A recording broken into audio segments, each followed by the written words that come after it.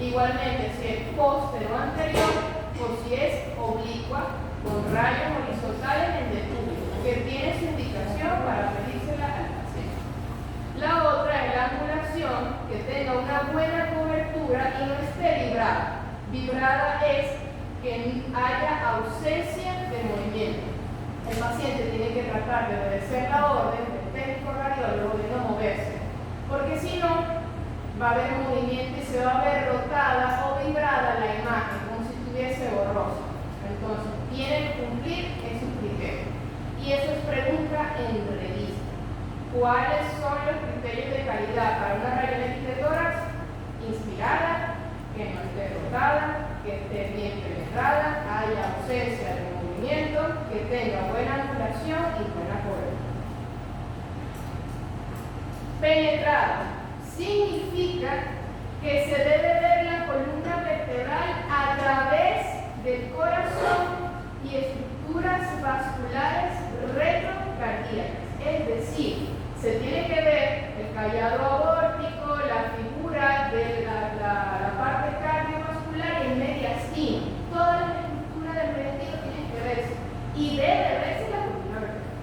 Si no se ve la columna vertebral superpuesta o posterior a la estructura del mediastino, no está bien. ¿Ok? ¿Sí me entendieron esa parte? Que esté inspirada, excepto arco costal anterior, debe llegar a la mitad del diafragma. Que el paciente inspire profundo, el diafragma descienda y se vea justamente ahí, excepto arco. Uno cuenta, 1, 2, 3, 4, 5, 6, se ve excepto arco y está el diafragma. ¿Ok? Eso es que esté bien inspirado. Rotada, es decir, con la rotación, las apófisis espinosas vertebrales están equidistantes a la clavícula. Eso significa que el paciente está en esta posición. Para que el paciente se tiene que tomar la proyección de rayos X, sea antero-posterior o postero-anterior con las manos así, pegado al chasis, sea en la parte anterior, lo que van a recibir los rayos, o por detrás. Porque en esta posición va a garantizar que las apófisis se vean separadas o no superpuestas a la forma de la clavícula. ¿Sí? Angulación. La clavícula debe estar proyectada en el tercer arco. Cuando tú inspiras profundo en esta posición, se paraliza, por así decirlo. Y se tiene que ver proyectada en el tercer arco. Uno cuenta, 1, 2, 3, clavícula. ¿Ok? Cobertura. Hay que incluir los campos pulmonares. Cuando el paciente inspira profundo, estamos garantizando que los campos pulmonares se vean en su totalidad. Si el paciente le toman la imagen con los rayos en expiración, no vamos a garantizar que se vean los campos pulmonares. Debe por lo menos visualizarse unos 5 centímetros más o menos del pulmón por encima de la clavícula. Por eso garantizamos la inspiración y al momento y le dice tome aire, aguántelo y eso es el rayo inmediato. Garantizando que se cumpla este principio de la cobertura. Cobertura es cubrir. ¿Ok? Y las escápulas deben proyectarse fuera de los campos pulmonares. Van a ver las estructuras con imagen radiopaca, ven los campos pulmonares que el paciente haya ventilado bien y la escápula se va a ver justamente hacia los laterales. No va a tapar ni a detrás ni adelante lo que son los campos pulmonares. Si ustedes ven superpuesta la escápula en los campos pulmonares, no está bien cubierto. ¿Ok? ¿Sí? Ausencia de movimiento del diafragma y los sueldos cardiofrénicos deben verse nítidos. Estas, por ser unas estructuras más blandas, son las primeras que se ven vibradas cuando el paciente está teniendo algún movimiento involuntario en la proyección. ¿Ok? Aquí vemos el ejemplo. ¿Dónde ven las escápulas? ¿Las ven dentro del campo pulmonar que sería este? No. Las ven adelante, las ven atrás, las vemos aquí. Justamente los laterales. Entonces está bien cubierto. Por lo menos unos 5 centímetros del pulmón, del ápice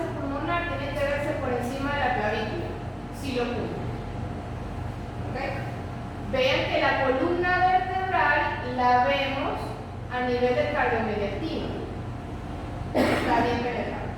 ¿Sí? Y vean que los senos cortofrénicos, cardiofrénicos se ven nítidos, no se ven borrosos. No se ven vibrados como si estuviesen en movimiento o le hubiesen pasado un borrador. Así se va a ver. ¿Esto qué es? Lo vemos. El corazón. El diafragma, los pulmones.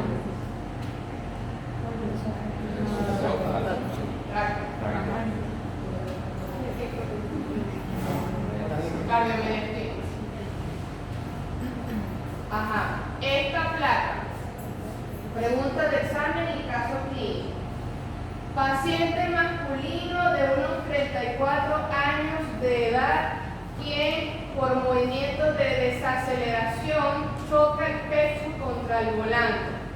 Llega a la unidad de emergencia y presenta dificultad respiratoria con saturación de oxígeno, aire ambiente en un 80%. ¿Qué hace? Parece un neumotórax derecho. O sea, está colapsado el pulmón. Ok, ¿hasta dónde llega el parénquima pulmonar del lado derecho? Cuenten los arcos frontales.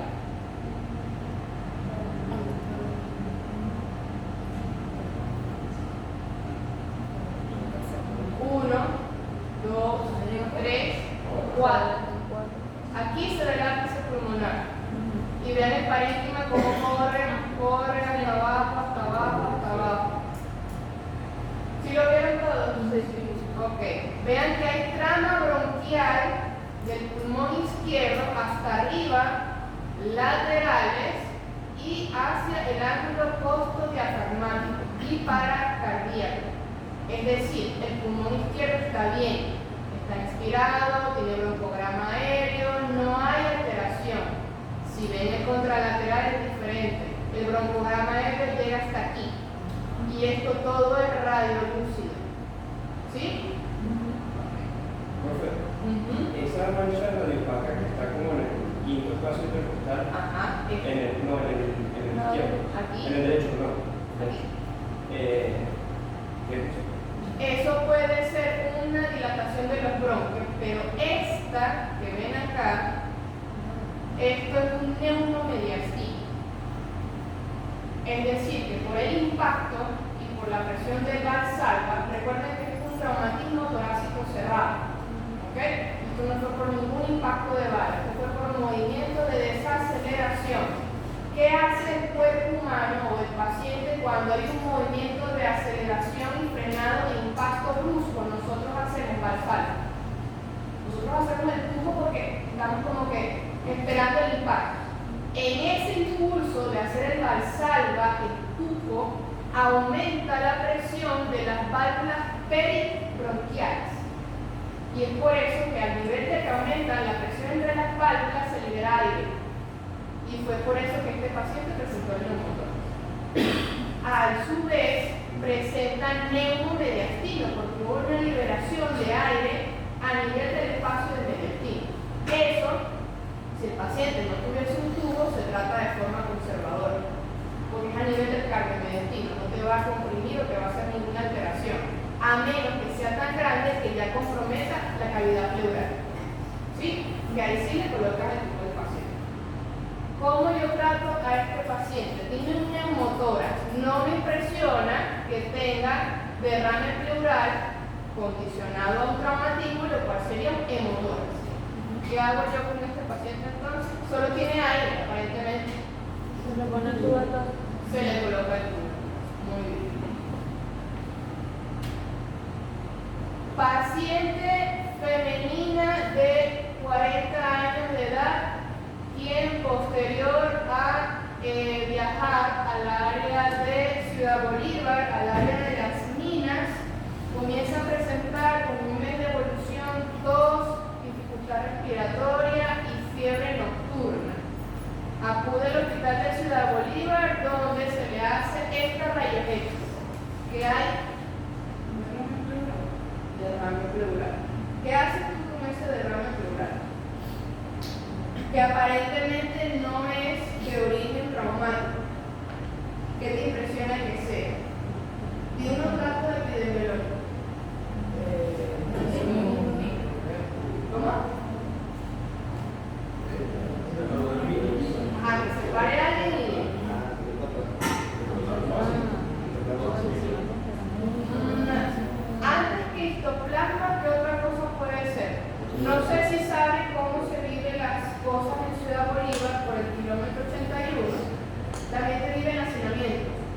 minas, con parques chozas, con muchas personas, hasta con 20. Tuberculosis. Es lo que más hay en Ciudad Bolívar. Y en la parte de las minas, aún más. Si hablamos de las cuevas del Guácharo, ahí sí sospecharía en un paratóxido micosis o una infección por la humedad. En cambio, el hacinamiento te ocasiona más que todo, debes pensar en un territorio. Pero las minas es un lugar, no es una mina. Las minas de oro a aire abierto. Ah, pero son las minas literalmente donde sacan. Minas. Ah, Donde la gente tiene fiebre de oro en la parte de Bolívar. ¿Okay? Entonces, la consulta con esta paciente es, le coloco un tubo de primera instancia, una toracocentesis. Muy bien. En la toracocentesis obtuviste pus. ¿Qué haces? Ajá, ¿qué más? ¿Cultivo para qué? Ah, pero eso tiene un nombre. Eso tiene un protocolo. Yo le voy a pedir ciertos cultivos, pero nada más para tener. La tuberculosis, ¿qué tipo de bacteria es? Ok, cultivo para micobacterias. ¿Qué otra? ¿Cultivo para? Hongos, ajá, cultivo para bacterias solas. ¿Ok?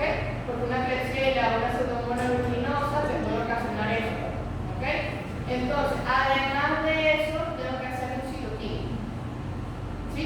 Entonces, citoquímico, cultivo para mico, hongos y bacterias. Además de eso, tengo que hacer una muestra para HADA. Porque el HADA va a estar positivo en tuberculosis. ¿Ok? Si obtuve pus, no nada más me quedo con la toracocentesis, yo tengo que hacerle algo más a ese paciente. ¿Te dejo el pus ahí? ¿Ok?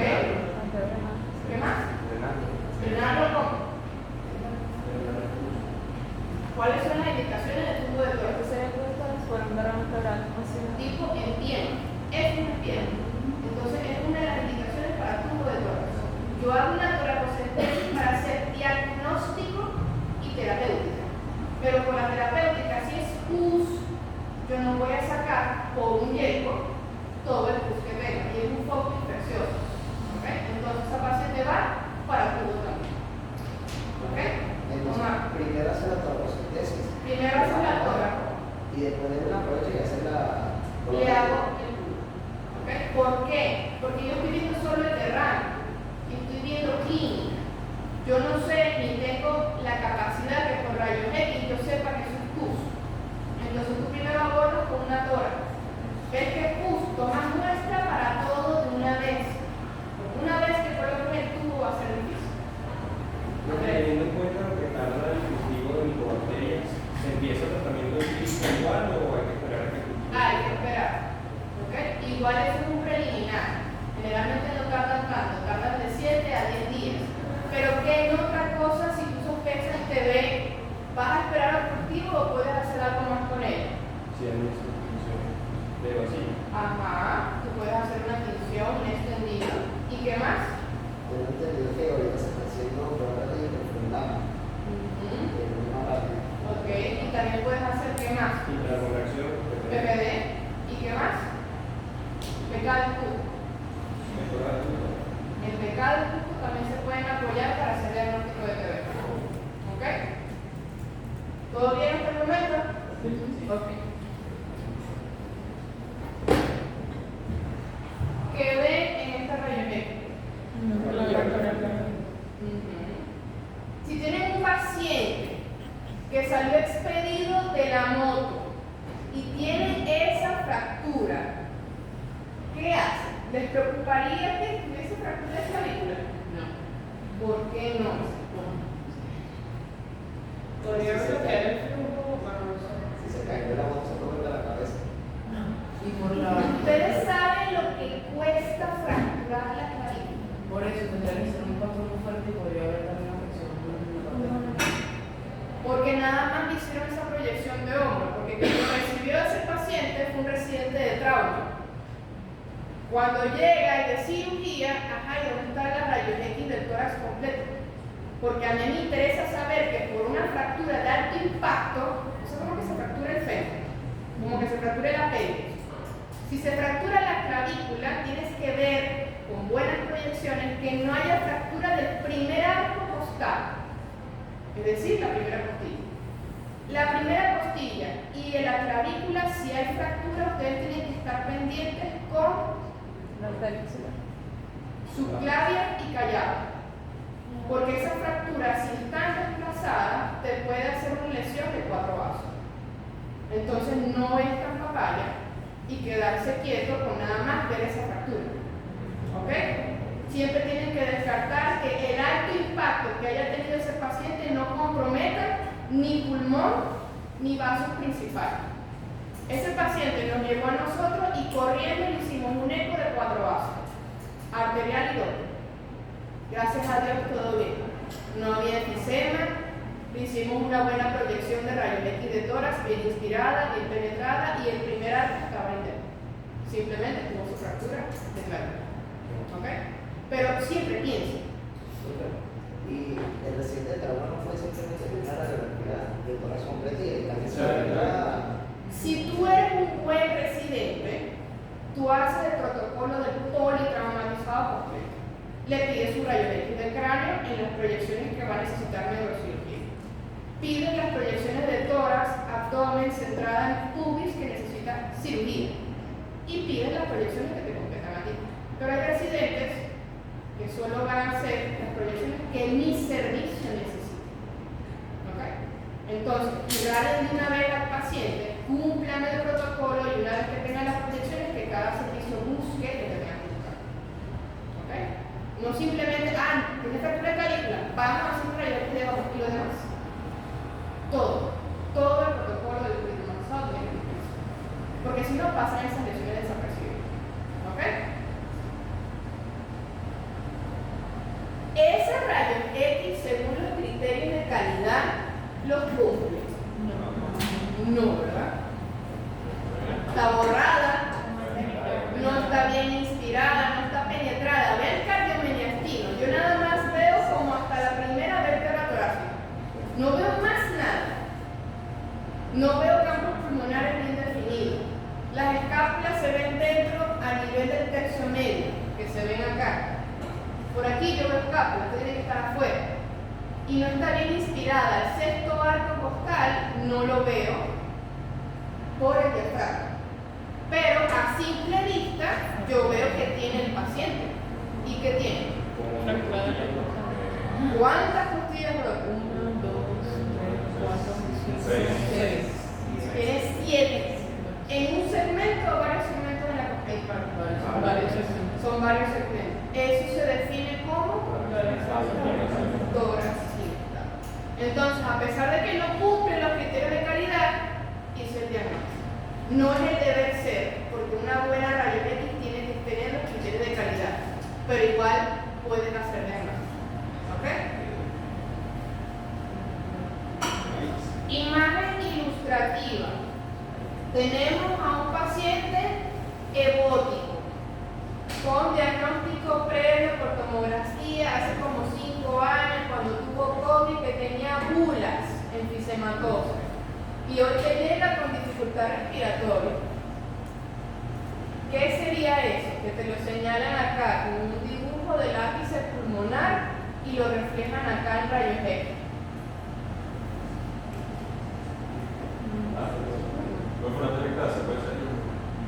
Muy bien, Leo. ¿Por qué? Ajá, ¿y qué otra cosa vemos ahí? Que es patoneumónico de las atelectasias. La que Esa alergia del cardio. Muy bien.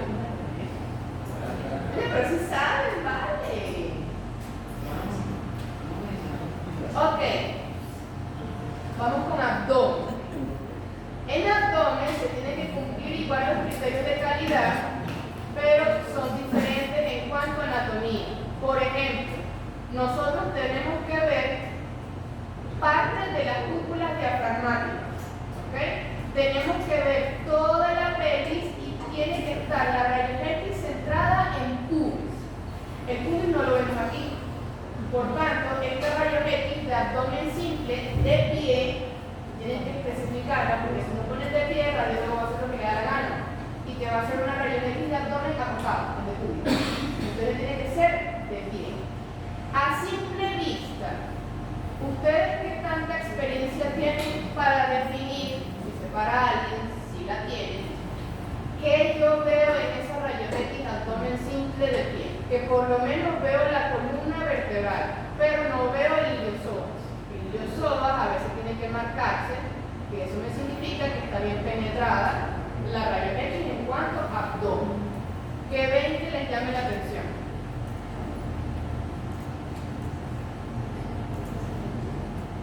Creo que en verdad no sé si tiene algo que ver, pero hay un signo de moneda afilado, podría ser.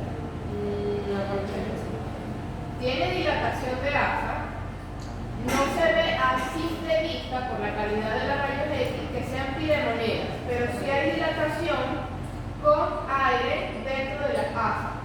¿Okay? ¿Qué les interesa saber a ustedes? Cuando les lleguen este tipo de pacientes, supongamos que un paciente con Alzheimer crónico que tiene 90 años y que está postrado en su cama. No camina, su hábito respiratorio es muy lento, no usa ablandadores DS y generalmente el familiar que le lleva muy consecutivamente a la consulta porque no hace nada. Se distiende y tiene que hacerle muchos enemas consecutivos al paciente.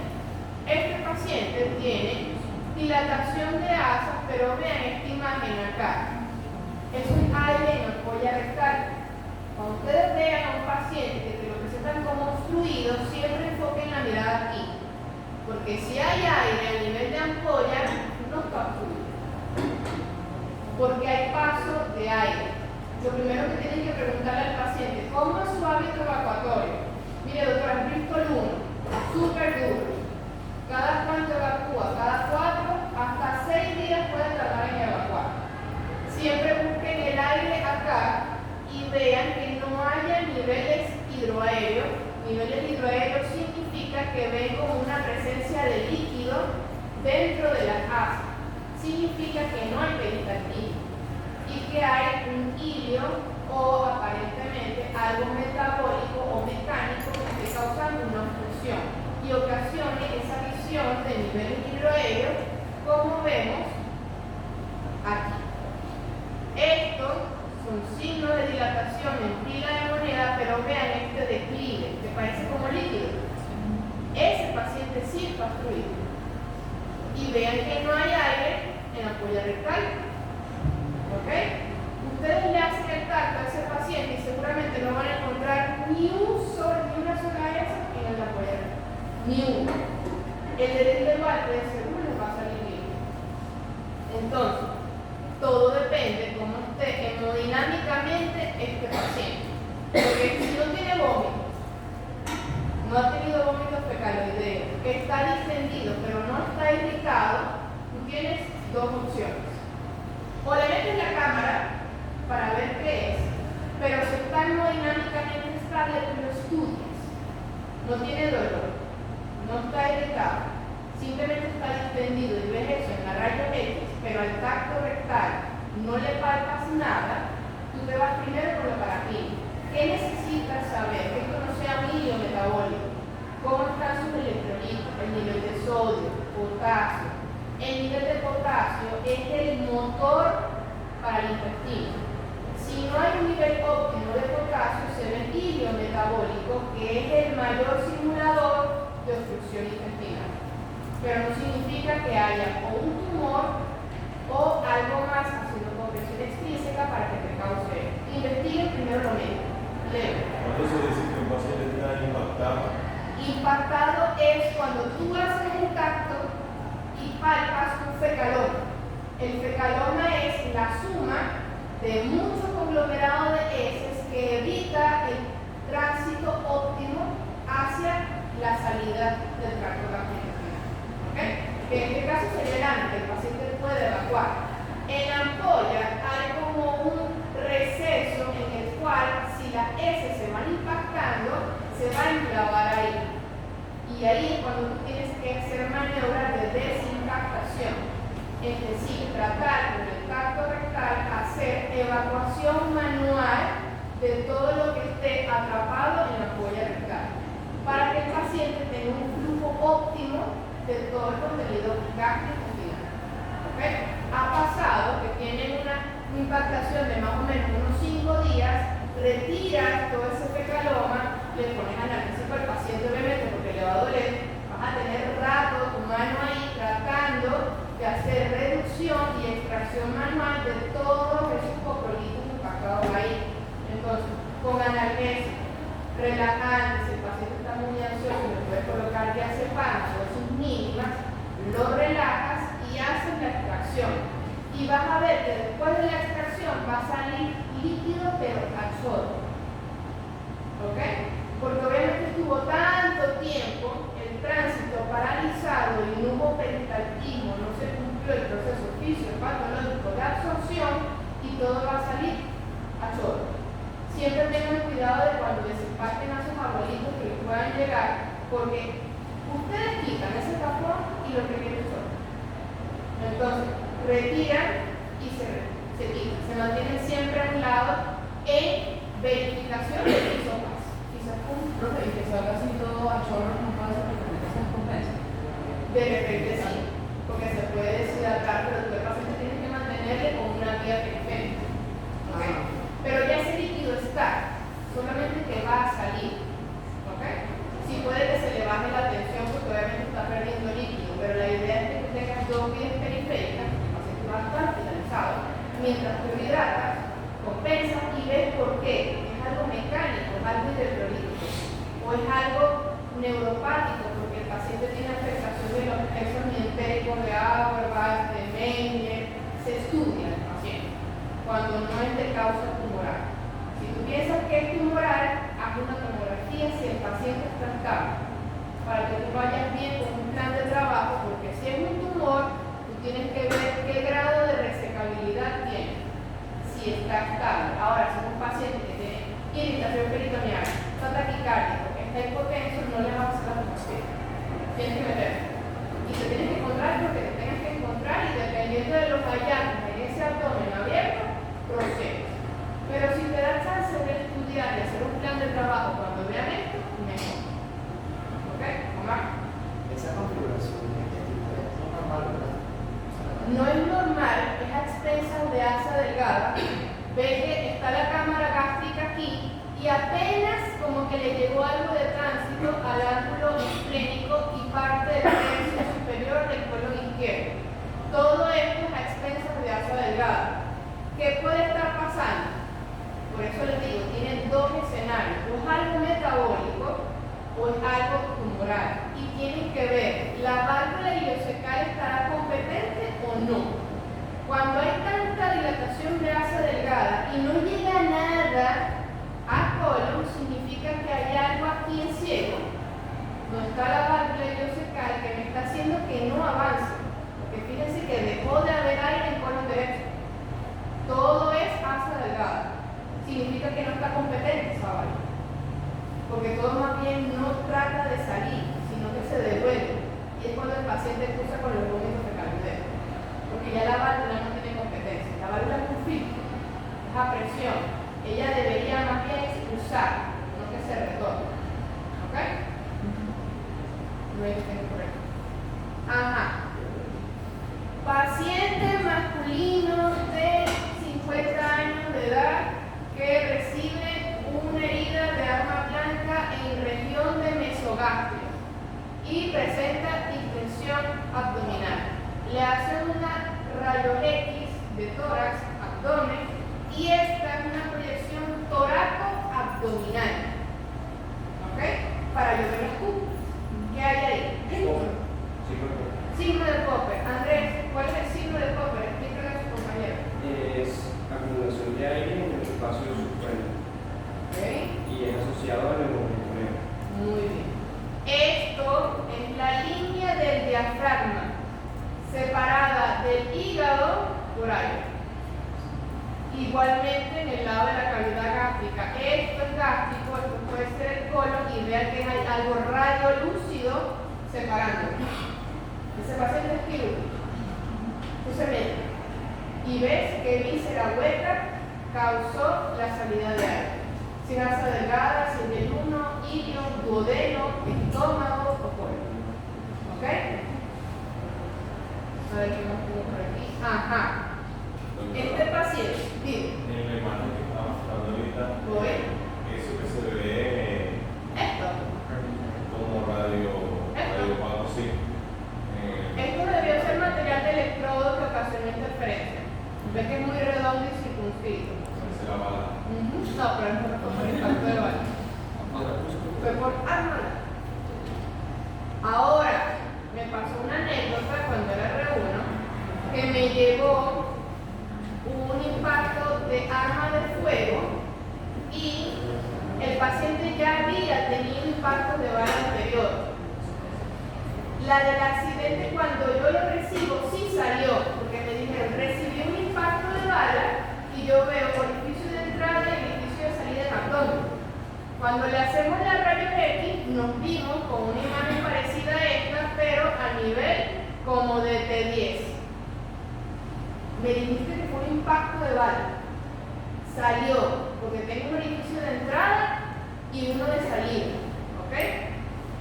El paciente me omitió que hace 5 años recibió un impacto de bala que se alojó en la columna torácica.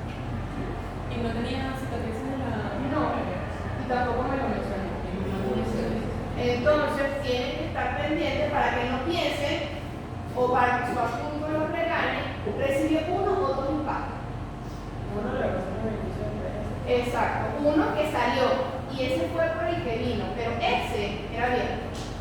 Y ya me estaba informando el libro. Pregúntale al paciente si tuvo un traumatismo previo. Y sí, hace 5 años. Y esa bala se la dejaron.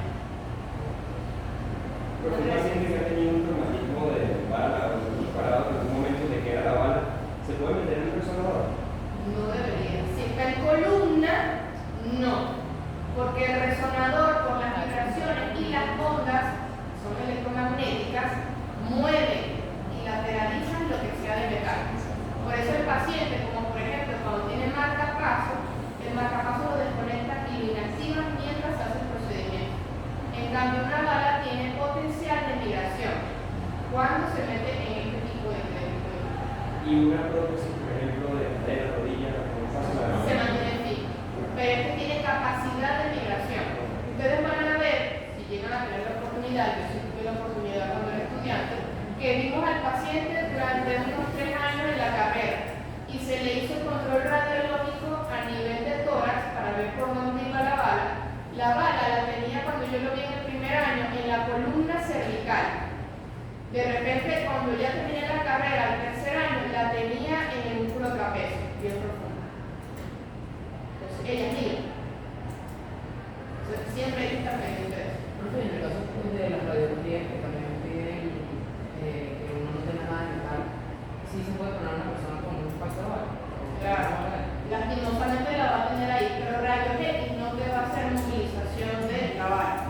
Lo que tienes que tener en consideración cuando se hacen ese tipo de estudios es decir, tengo que hacer una resonancia, pero doctor, yo tengo una bala en la columna. Ah, no, no puedo tener una resonancia, vamos a hacer otro estudio. Entonces siempre en consideración, pero el radiólogo no es adivino para tú saber que tienes una bala, tienes que decirlo. Porque si no lo dicen, el que va a tener la problemática y las complicaciones es el paciente. ¿Ok? Ajá. Los miércoles voy a tratar de mantenerles este tipo de imágenes porque vieron que utilizamos un televisor bien grande donde le ponen imágenes y les van a preguntar.